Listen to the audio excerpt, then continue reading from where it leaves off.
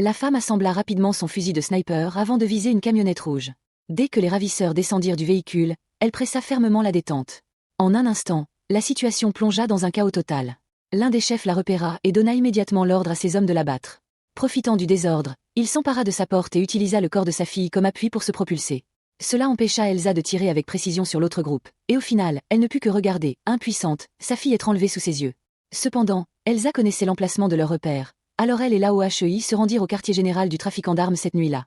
Leur plan était bien rodé. Elsa s'installa à l'extérieur avec son fusil de précision et élimina les cibles une à une, tandis que l'AOHEI s'infiltra discrètement et coupa l'alimentation électrique, plongeant le bâtiment dans l'obscurité. Elsa se transforma en véritable prédatrice nocturne, abattant tous ceux qui croisaient son chemin avant même qu'ils ne puissent réagir. Finalement, elle retrouva sa fille enfermée dans une pièce, mais celle-ci semblait méconnaissable. Après un bref moment d'hésitation, Elsa dut la faire sortir de force. Ce n'est qu'en apercevant l'AOHEI à l'extérieur que l'enfant relâcha sa méfiance, courut vers lui et le serra fermement dans ses bras. Aïcha demanda alors à l'AOHEI d'emmener la fillette en sécurité.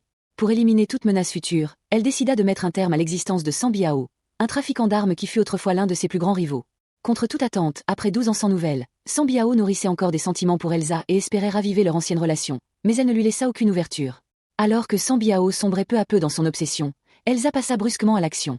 Après l'avoir éliminée, Aïcha demanda à l'AOHEI de confier sa fille à ses parents adoptifs. Cependant, après avoir roulé toute la nuit, l'AOHEI eut un accident à une intersection isolée. La cause n'était autre que Sambiao, miraculeusement survivant à l'explosion d'il y a 12 ans.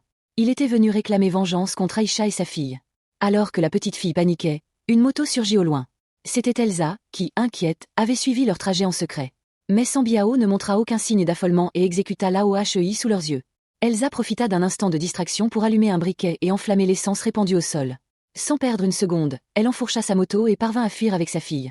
Contre toute attente, Sambiao retrouva rapidement la cachette d'Aïcha. Une lutte à mort s'ensuivit.